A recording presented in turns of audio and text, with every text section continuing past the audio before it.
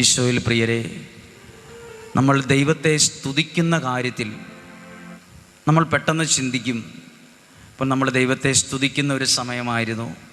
നമുക്ക് ചിന്തിക്കും, നമുക്കിപ്പോൾ എന്താ ഇത്ര സ്തുതിക്കാനുള്ളത്? പ്രിയപ്പെട്ടവരെ, ദൈവത്തെ സ്തുതിക്കാൻ എന്താണ് നമുക്കുള്ളതെന്ന് അറിയണമെങ്കിൽ നമ്മൾ ഏതെങ്കിലും സീരിയസ് ആയിരിക്കുന്ന ഒരു ക്യാൻസർ രോഗിയെ കണ്ടാൽ മതി. നമ്മളറിയാതെ ദൈവത്തെ സ്തുതിക്കും. നമ്മുടെ അതേ പ്രായമുള്ള എത്രയോ പേര് ഇപ്പോൾ രോഗക്കിടക്കയിലും മരണത്തിൻ്റെ വക്കിലുമാണെന്നറിയാമോ? ഞാൻ അങ്ങനെ ഒരു ക്യാൻസർ രോഗീനെ കണ്ടപ്പോഴാണ് ദൈവം നൽകിയ ആരോഗ്യത്തിൻ്റെ വില അറിഞ്ഞത്. ആ രോഗം ഉള്ള ഒരാളുടെ അവസ്ഥ കണ്ടപ്പം ഇത്രയൊക്കെ ആരോഗ്യം ദൈവം തന്നതിനെ ഓർത്ത് നമ്മൾ ദൈവത്തോട് ആരോടും കാര്യം നിർദ്ദേശമില്ലാണ്ട് നമ്മൾ ദൈവമേ നന്ദി എന്ന് പറയും. അതോടൊപ്പം തന്നെ നമുക്കുള്ള കാര്യങ്ങൾ മാത്രം ചിന്തിച്ചാൽ മതി, നമുക്ക് ദൈവത്തെ സ്തുതിക്കാൻ പറ്റും. അങ്ങനെ നമ്മൾ ചിലപ്പോൾ പല കാര്യങ്ങളെക്കുറിച്ച് ചിന്തിക്കുമ്പോൾ നമുക്ക് ദൈവത്തെ സ്തുതിക്കാൻ വലിയ വലിയ കാര്യങ്ങളൊന്നും നടന്നിട്ടില്ലല്ലോ എന്ന് ചിന്തിക്കും. ദൈവത്തെ സ്തുതിക്കാൻ ഒരുപാട് കാര്യങ്ങളുണ്ട്. ഹല്ലേലൂയ. ഇപ്പോൾ നിങ്ങൾക്ക് പ്രയോജനം കിട്ടുന്നൊരു വചനം പരിചയപ്പെടുത്തുകയാണ്. മർക്കോസിൻ്റെ സുവിശേഷം 10-ാം അധ്യായം 46 മുതലുള്ള വാക്യങ്ങൾ.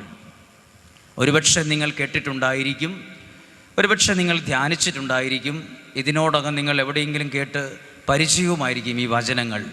പക്ഷെ ദൈവം ഇന്ന് ഈ വചനത്തിലൂടെ നമ്മളോട് സംസാരിക്കുന്നു. എന്തെങ്കിലും ഉണ്ടാകും ദൈവത്തിന് നമ്മളോട് പറയാൻ, നമ്മുടെ ജീവിതത്തോട് പറയാൻ എന്തെങ്കിലും കാണും. പറയാമോ? ഹല്ലേലൂയ. അവിടെ എഴുതിയിരിക്കുന്ന വചനം ഇങ്ങനെയാണ്. 10-ാം അധ്യായം 46-ാമത്തെ വാക്യം. ഓരോ വാക്കും ശ്രദ്ധിക്കണം. അവർ ജെറീക്കോയിലെത്തി. സിംഗുലറിലല്ല എഴുതിയിട്ടുള്ളത്, അവൻ അല്ല, അവർ ജെറീക്കോയിലെത്തി. വലിയൊരു ആൾക്കൂട്ടത്തെക്കുറിച്ചാണ് ഇത് പറയുന്നത്.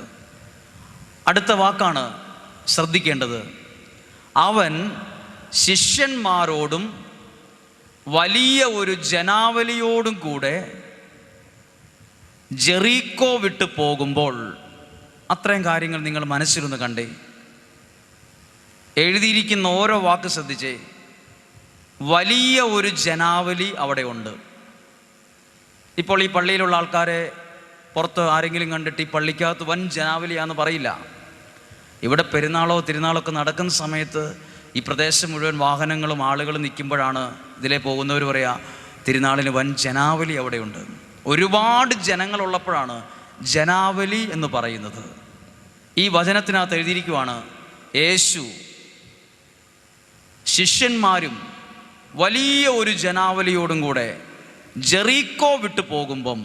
ഹല്ലേലൂയ. അപ്പം നിങ്ങൾ നോക്കിക്കാൻ, നമ്മുടെ ഈ പള്ളിയിലെ പ്രദക്ഷിണം പോലൊക്കെ നമുക്ക് ഒന്ന് മനസ്സിൽ കാണാം.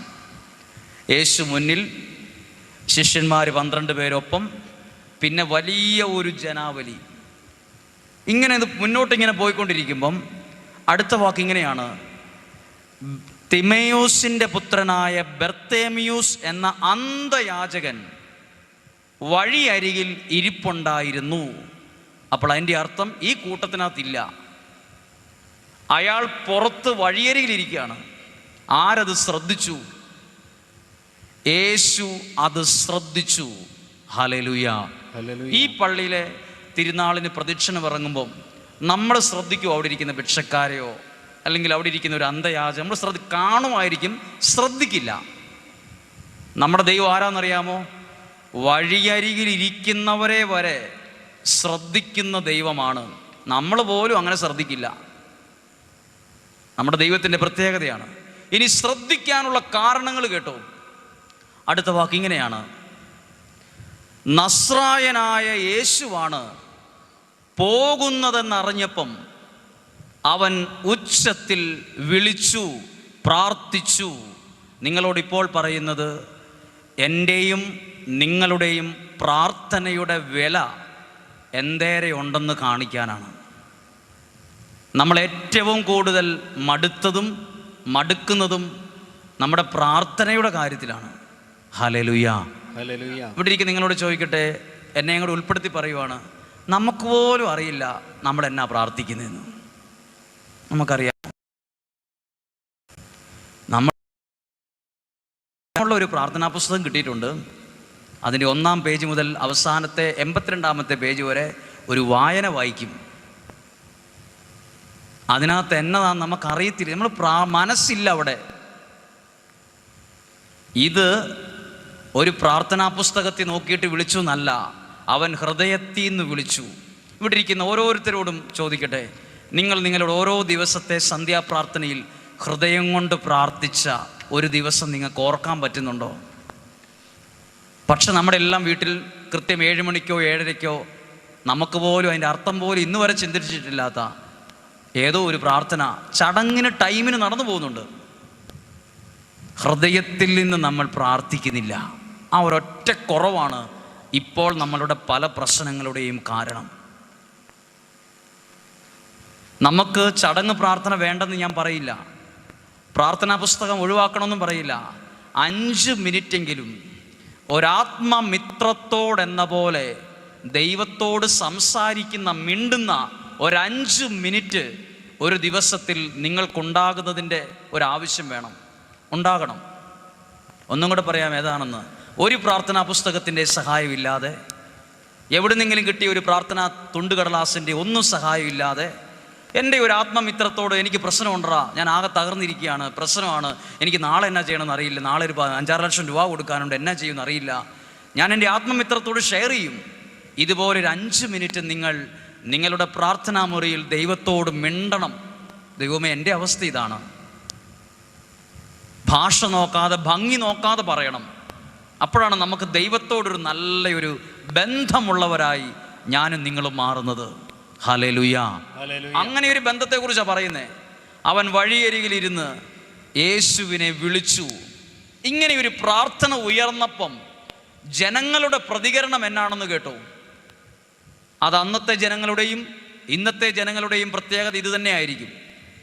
യേശു അതിലെ പോകുമ്പം വഴിയരികിലിരുന്ന ഒരാൾ പ്രാർത്ഥിച്ചപ്പം ആളുകൾ അവരവരുടെ സ്വഭാവത്തെ കാണിച്ചു.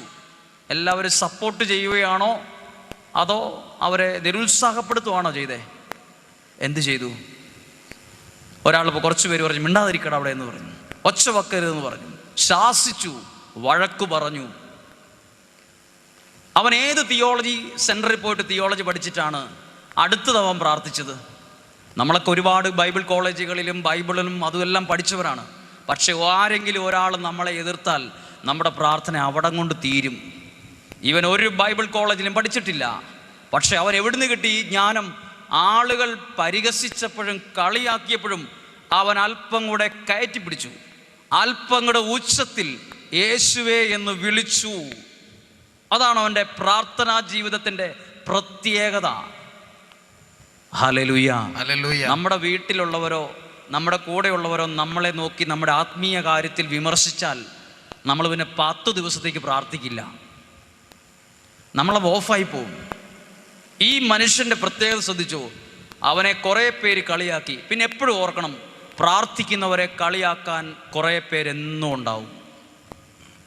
കളിയാക്കലുകളെ പേടിച്ചിട്ടാണെങ്കിൽ കളിയാക്കലുകൾ ഉണ്ടാകാൻ പ്രാർത്ഥിക്കുന്നവരാണോ കുറേ പേര് കല്ലെടുത്തെറിയാനുണ്ടാവും. ഹല്ലേലൂയ. നിങ്ങളുടെ മക്കൾ വരെ നിങ്ങൾക്കെതിരായിരിക്കും. ചിലപ്പം നിങ്ങളുടെ ഭർത്താവ് ഭാര്യ ചിലപ്പോൾ എതിരായിരിക്കും നിങ്ങൾ പ്രാർത്ഥിക്കുന്ന ഒരു കാര്യത്തിന്. ഒരാൾ എന്നോട് പറഞ്ഞൊരു കാര്യം ഇങ്ങനെയാണ്, അവർ പറഞ്ഞതിങ്ങനെയാണ്, ഞങ്ങളുടെയൊക്കെ ചെറുപ്പകാലത്ത് അവിടെ ഒരു വീടുണ്ടായിരുന്നു. ആ വീട്, ഒരു വീടെന്ന് പറയാനൊന്നും പറ്റത്തില്ല, പട്ടിക്കൂടും പശുവിൻ്റെ തൊഴുത്തും ആടും കോഴിയും എല്ലാം കൂടെ വട്ടത്ത് നിൽക്കുന്ന ഒരു കുടില്. അവിടെ ആരും ബന്ധുക്കൾ പോലും കയറി ഇറങ്ങത്തില്ല. കാരണം അവിടെ ഒരു ചാണകത്തിൻ്റെ മണം, ആടിൻ്റെ മണം, അതുകൊണ്ട് ഒരു ഗ്ലാസ് വെള്ളം പോലും കുടിക്കാൻ ഗ്ലാസ്സേ വരെ മണമായിരുന്നു, മണം. അതുകൊണ്ട് സ്വന്തക്കാരോ ബന്ധുക്കളോ കൂടപ്പുറപ്പൊന്നും ആ വീട്ടിൽ വരത്തില്ല. ഒന്നുമില്ലാത്തൊരു വീട്. പക്ഷെ അവിടെ സന്ധ്യയാകുമ്പോൾ ഈ വീട്ടിൽ നിന്ന് പ്രാർത്ഥന ഉയരുന്നത് അപ്പുറത്തുള്ള വീട്ടുകാരും അപ്പുറത്തുള്ളവരൊക്കെ കേൾക്കുമായിരുന്നു പണ്ട്, വർഷങ്ങൾക്ക് മുമ്പ്. അങ്ങനെ ഒരു ചറ്റക്കൂടിലായിരുന്നെങ്കിലും അവരൊക്കെ എവിടെയെങ്കിലോ ദൈവത്തിൽ ആശ്രയിച്ച് പഠിച്ച്, ഒരാൾ അമേരിക്കയിലും ഏതൊക്കെയോ രാജ്യങ്ങളിലൊക്കെ പോയി, ഇന്ന് ആ വീടിരിക്കുന്ന സ്ഥാനത്തും ആ പ്രദേശത്തെ കുറേ സ്ഥലങ്ങളൊക്കെ മേടിച്ച് വലിയൊരു വീട് വെച്ചു. അവരൊന്നും മരിച്ചു പോയിട്ടില്ല. അന്ന് ഈ ഒന്നുമില്ലാത്ത ഈ വീട്ടിലെ ആളോട് ഈ അയൽവാസി ചോദിച്ചു, എടി നിനക്കൊക്കെ എങ്ങനെയാണ് ഇത്രയും മക്കളൊക്കെ ഇങ്ങനെ ആയത്? ഞങ്ങളൊക്കെ തലകുത്തി മറിഞ്ഞിട്ട് ഞങ്ങളുടെ മക്കളെ ഒന്നും ഒരു നല്ല സ്ഥാനത്ത് എത്തിക്കാൻ പറ്റിയില്ലല്ലോ. നീ എങ്ങനെ ഈ ആടിനെയും പശുവിനെയും വളർത്തി? എങ്ങനെ ഇതൊക്കെ സാധിച്ചു? നിന്റെ മക്കളെങ്ങനെയാ ഇങ്ങനെ ആയത്?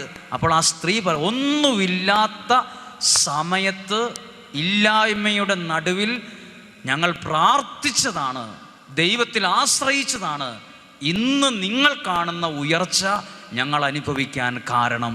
ആമേൻ. ഹല്ലേലൂയ. പ്രിയപ്പെട്ടവരെ, ഇന്ന് ഉയർന്നിട്ടുള്ള അനേകരുടെ ജീവിതത്തിൻ്റെ പുറകിൽ, അത് ഈ കർട്ടൻ്റെ പുറകിൽ എന്ന് പറയുന്ന പോലെ ഒരു വലിയ ഇങ്ങനെ ഉയർന്നു നിൽക്കുന്ന ഒരു പ്രാർത്ഥനയുടെ കരം കാണും. ആമേൻ. ആരും ചുമ്മാ ഉയർന്ന് രക്ഷപ്പെട്ടിട്ടില്ല. ആരൊക്കെയോ സങ്കടപ്പെട്ട് വിഷമത്തിൽ ദൈവസന്നിധിയിൽ പ്രാർത്ഥിച്ചതിൻ്റെ റിസൾട്ടാണ് ഇന്ന് അനേകരുടെ ജീവിതത്തിൽ കാണുന്നത്. ആമേൻ. ഹല്ലേലൂയ. ഹല്ലേലൂയ. പിന്നെ പ്രാർത്ഥിക്കാൻ ഇറങ്ങുമ്പോൾ എല്ലാവരും മാലയിട്ട് സ്വീകരിക്കുമെന്ന് വിചാരിച്ച് ഇറങ്ങരുത്. ഒരു സ്ഥലത്ത് നമ്മളെ എറിയാൻ കല്ലുകളുമായിട്ട് ആളുകളുണ്ടാവും. പ്രാർത്ഥിക്കുന്ന വിഷയത്തിൽ ഒരുപാട് കളിയാക്കലുകൾ ഞാൻ ഏറ്റെടുത്തിട്ടുണ്ട്. അന്ന് പ്രാർത്ഥിക്കുന്ന ഒരാൾ ഇങ്ങനെ എനിക്കൊരു ഉപദേശം നൽകി, നീ അതൊന്നും കണ്ട് വിഷമിക്കണ്ട. ഒരു സ്ഥലത്ത് 1000 പേര് നിന്നെ എറിയാൻ കല്ലുകളുമായിട്ട്, ഇപ്പുറത്ത് 10 പേര് നിന്റെ പ്രാർത്ഥന ആഗ്രഹിച്ചു. ആ 10 പേരെ നോക്കിയാൽ മതി എന്ന് പറഞ്ഞു. പ്രാർത്ഥിക്കുന്ന നമ്മുടെ ജീവിതത്തെ നോക്കിയിട്ട് 1000 പേര് കളിയാക്കും, വിമർശിക്കും. 10 പേര് ഇപ്പുറത്തെ സൈഡിൽ നമ്മുടെ പ്രാർത്ഥന ആഗ്രഹിച്ച് നമ്മളോട് അവരെ ശ്രദ്ധിച്ചാൽ മതി എന്ന് പറഞ്ഞു. നിങ്ങളും പ്രാർത്ഥിക്കുമ്പം ഇതുപോലെ ആയിരിക്കും ആളുകളുടെ പ്രതികരണം. ഭയങ്കരമായിട്ട് നമ്മളെ പ്രോത്സാഹിപ്പിക്കാത്ത വിധത്തിൽ ചിലപ്പോൾ നമ്മളെ താഴ്ത്തും എന്ന് പറയാമോ? ഹല്ലേലൂയ. അവരൊക്കെ പറഞ്ഞേ ഹല്ലേലൂയ. ഇനി നിങ്ങളൊരു കാര്യം ശ്രദ്ധിച്ചേ, യേശുവിൻ്റെ കൂടെ 5 പേരോ 10 പേരോ 12 പേരോ അല്ല. ഈ പള്ളിയിലെ പ്രദക്ഷിണം ഇറങ്ങുന്ന പോലെ 10,000-കണക്കിന് ആൾക്കാരുണ്ട്. എഴുതിയിരിക്കുന്ന മലയാള വാക്ക് വൻ ജനാവലി എന്നാ. വൻ ജനാവലി. അപ്പോൾ അത്രയും ജനാവലി പോകുമ്പം ഇങ്ങനെ സൈലൻ്റായിട്ട് പട്ടാളക്കാർ പോകുന്ന പോലെ സൈലൻസ് ആയിട്ടല്ല പോയത്. അവരവർ നടക്കുന്നതിൻ്റെയും വർത്തമാനത്തിൻ്റെ ശബ്ദം ഉണ്ടാകുമ്പോൾ എങ്ങനെയാ ഈ ഒരുത്തൻ്റെ പ്രാർത്ഥന യേശു ശ്രദ്ധിക്കുന്നേ? എത്രയോ ആൾക്കാർ അവിടെ മിണ്ടിക്കൊണ്ടിരിക്കുക. നമുക്ക് തന്നെ അറിയാം, 100 പേര് സംസാരിച്ചുകൊണ്ടിരിക്കുമ്പം ഒരു പ്രത്യേക അസ്വസ്ഥതയായിരിക്കും, സ്കൂൾ വിട്ട പോലെ ആയിരിക്കും അവിടെയൊക്കെ. അത്രയും ബഹളത്തിനിടയിലും യേശു ശ്രദ്ധിച്ചത് ആരുടെ സ്വരമാണ്? യേശുവിൻ്റെ കൂടെ വൻ ജനാവലി ഉണ്ട്. അതിനകത്ത് വലിയവന്മാരുണ്ട്, ചെറിയവന്മാരുണ്ട്, നേതാക്കന്മാരുണ്ട്, വലിയ വലിയ ആൾക്കാരൊക്കെ ഉണ്ടായിട്ടും യേശു ശ്രദ്ധിച്ചത് ഒരു നല്ല വസ്ത്രം പോലും ഇല്ലാത്തൊരു ഭിക്ഷക്കാരൻ്റെ പ്രാർത്ഥനയുടെ സ്വരം യേശു കേട്ടു. അതൊരു വലിയ കാര്യമല്ലേ? അതൊരു വലിയ കാര്യമല്ലേ? അത്രയും പേരുടെ ഇടയ്ക്ക് ഇനി യേശു ഒറ്റയ്ക്ക് പോകുമ്പോൾ ശിഷ്യന്മാരുടെ കൂടെ പോകുമ്പം അയാളെ കണ്ടു മിണ്ടി എന്ന് പറഞ്ഞാൽ അതൊക്കെ ഓക്കെ. 12 പേരേ ഉള്ളൂ. ഇത് വൻ ജനാവലി, വലിയ ജനാവലി ഒപ്പം ഉള്ളപ്പം യേശു അവൻ്റെ പ്രാർത്ഥനയെ ശ്രദ്ധിച്ചെങ്കിൽ എൻ്റെ മാന്യതയും എൻ്റെ വിശുദ്ധിയും പരിഗണിക്കാതെ എൻ്റെ പ്രാർത്ഥന ശ്രദ്ധിക്കുന്ന ഒരു ദൈവം എനിക്കുണ്ട്. ആമേൻ. ഹല്ലേലൂയ. ഹല്ലേലൂയ. ഇപ്പോൾ നിങ്ങൾ ശ്രദ്ധിച്ചേ, അവിടെ വൻ ജനാവലി ഉണ്ട്, ഇത്രയും ആൾക്കാരുണ്ട്. ഏറ്റവും മോശമായ വസ്ത്രം ആരുടേതായിരിക്കും? ഈ ഭിക്ഷക്കാരൻ്റെ ആയിരിക്കും. കുളിക്കാത്തൊരു ശരീരം ഉണ്ടെങ്കിൽ അത് ഇവൻ്റെ ആയിരിക്കും. കഴുകാത്തൊരു മുഖം ഉണ്ടെങ്കിൽ ഇവൻ്റെ ആയിരിക്കും. ചീകാത്തൊരു തലയുണ്ടെങ്കിൽ അത് ഇവൻ്റെ ആയിരിക്കും. യേശു ശ്രദ്ധിച്ചത് ഇവൻ കുളിച്ചിട്ടുമില്ല, തലമുടി ചീകിട്ടുമില്ല, നല്ലൊരു ഭംഗിയുള്ളൊരു മുഖമില്ല, നല്ല വൃത്തിയായ ഒരു ശരീരമില്ല. എന്നിട്ട് പോലും അവരെ യേശു ശ്രദ്ധിച്ചു. അപ്പോൾ യേശു നമ്മൾ ആരാണെന്ന് നോക്കിയിട്ടല്ല ശ്രദ്ധിക്കുന്നേ. നമ്മളെങ്ങനെയാണ് ശ്രദ്ധിക്കുന്നേ? ഏറ്റവും നല്ലവരെയും, നല്ല കാറിൽ വന്നവരെയും, നല്ല കളറുള്ളവരെയും, നല്ല മുടിയുള്ളവരെയും, നല്ല വീട്ടിൽ നിന്ന് വന്നവരെയും നമ്മൾ ശ്രദ്ധിക്കും. പക്ഷെ നമ്മുടെ ദൈവത്തിൻ്റെ പ്രത്യേകത, നമ്മൾ ശ്രദ്ധിക്കുന്ന പോലെ അല്ല ദൈവം ഒരാളെ ശ്രദ്ധിക്കുന്നത്. ഹല്ലേലൂയ. നിങ്ങൾ വീട്ടിൽ പോയി ഈ വചനം സ്പീഡിൽ വായിച്ച് അവസാനിപ്പിക്കരുത്. പതുക്കെ വായിച്ചാൽ നിങ്ങൾക്കൊരു 10 പേജ് എഴുതാനുള്ള നോട്ട് കിട്ടും. 10 പേജ് എഴുതാനുള്ള നോട്ട്. യേശു ശ്രദ്ധിച്ചു. എന്നിട്ട് അവിടെ എഴുതിയിരിക്കുന്ന വാക്കിങ്ങനെയാണ്,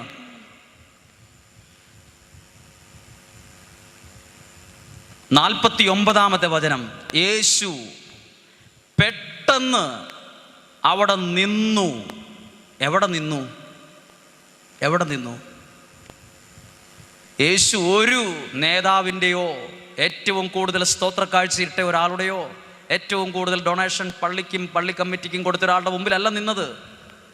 യേശു ഒത്തിരി പൈസ തിങ്ങി നിറഞ്ഞിരിക്കുന്നൊരു പോക്കറ്റുള്ള ഒരാളുടെ കീശ കണ്ട് നിന്നെന്നല്ല എഴുതിയിട്ടുള്ളത്.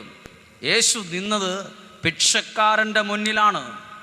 യേശു നിന്നത് അതിനേക്കാൾ ഉപരി പ്രാർത്ഥിക്കുന്ന ഒരാളുടെ മുന്നിലാണ്. നിങ്ങളെല്ലാവരും ഈ ധ്യാനത്തിലൂടെ മറ്റ് പ്രധാനപ്പെട്ട ഒന്നും ശ്രദ്ധിച്ചില്ലെങ്കിലും ഒരു കാര്യം കേട്ടോ, നിങ്ങൾ ആരായിരുന്നാലും പ്രാർത്ഥിക്കുന്ന ഒരാളുടെ മുമ്പിൽ നിൽക്കുന്ന ദൈവമാ എൻ്റെയും ദൈവം. ആമേൻ. ഹല്ലേലൂയ. ഹല്ലേലൂയ. നിങ്ങൾ മറക്കരുത്.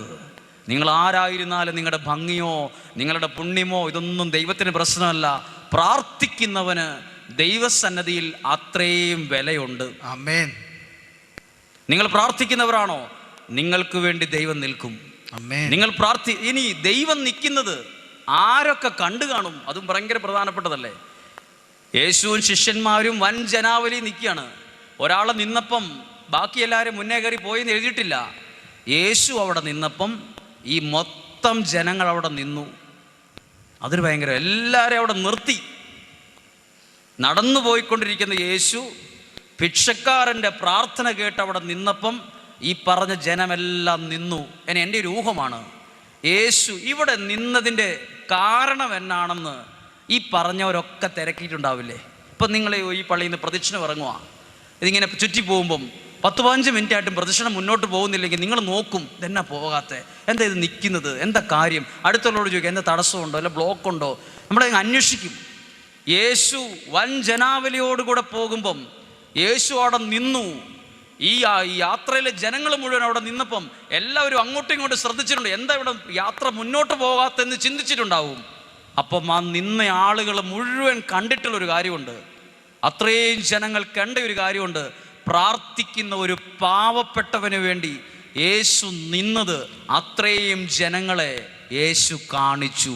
ആമേൻ. ഹല്ലേലൂയ. ഹല്ലേലൂയ. എനിക്ക് വേണ്ടി ഇന്നല്ലെങ്കിൽ നാളെ എൻ്റെ ദൈവം നിൽക്കുന്നത് നിങ്ങളൊക്കെ ചിലപ്പോൾ കാണേണ്ടി വരും. അല്ല, നിങ്ങളെന്നൊരു വ്യക്തിക്ക് വേണ്ടി സർവശക്തനായ ദൈവം നിന്നതിൻ്റെ ഒരു വിജയകഥ ഈ ദേശത്തുള്ള മുഴുവൻ ആൾക്കാരെയും ദൈവം കാണിക്കും. ആമേൻ. ദൈവത്തിന് ചില അത്ഭുതകരമായ ചില പദ്ധതികളുണ്ട്. നമ്മളൊന്നും ഭിക്ഷക്കാരുടെ മുമ്പിൽ നിൽക്കില്ല. നമ്മളവരെ എന്തെങ്കിലും കൊടുക്കാനുണ്ടെങ്കിൽ തന്നെ ഒരു സൈഡിൽ കൂടെ നോക്കി കൊടുത്തിട്ട് നമ്മൾ പോവുള്ളൂ. യേശു അവിടെ നിന്നിട്ട് അവനെ, അടുത്ത വാക്ക് നിങ്ങൾ ശ്രദ്ധിക്കണം, നല്ലൊരു കാര്യമാണ്. യേശു അവിടെ നിന്നിട്ട് അടുത്ത് നിന്ന ഒരാളോട് പറയുവാണ്, അവനെ ഇങ്ങോട്ട് വിളിക്കുക. ഇനി അവൻ വരുന്ന സീൻ, ആ ഒരു പിക്ചർ നിങ്ങളൊന്ന് മനസ്സിൽ കണ്ടേ. ഇത്രയും നേരം സമൂഹത്തിൽ നിന്നും ജനങ്ങളുടെ ഇടയിൽ നിന്നും എല്ലാം മാറ്റി നിർത്തപ്പെട്ട ഒരുവന് വേണ്ടി ആ ഒരുത്തനെ ഇനി എല്ലാവരുടെയും മുമ്പിൽ കൊണ്ടിരുന്നൊരു സീനുണ്ട് അവിടെ. ഇത്രയും നേരം ഇവനെ ആരും ശ്രദ്ധിച്ചിട്ടില്ല, ഇത്രയും നേരം അവൻ ആരുടെയും മുമ്പിൽ നിന്നിട്ടില്ല, ഇങ്ങനെ കൈ നീട്ടിയിട്ടേ ഉള്ളൂ, ഭിക്ഷ ചോദിച്ചിട്ടേ ഉള്ളൂ. അവനെ ഈ ദൈവം എല്ലാവരുടെയും മുന്നിൽ കൊണ്ടുവന്നു. ആമേൻ. ഹല്ലേലൂയ. ഹല്ലേലൂയ. ആരെയാ കൊണ്ടുവന്നെന്ന് ഓർക്കണം. പ്രാർത്ഥിക്കുന്ന പ്രാർത്ഥന ഉണ്ടായിരുന്ന ഒരുവനെ എല്ലാവരുടെയും മുമ്പിൽ ഈ യേശു കൊണ്ടുവന്നു. പ്രാർത്ഥിക്കുന്നവർക്കൊരു ഗുണമുണ്ട്, ഇന്നല്ലെങ്കിൽ നാളെ ആ വ്യക്തിയെ, കുടുംബത്തെ ദൈവം എല്ലാവരുടെയും മുമ്പിൽ കൊണ്ടുവരും. ആമേൻ. ഹല്ലേലൂയ. ഹല്ലേലൂയ.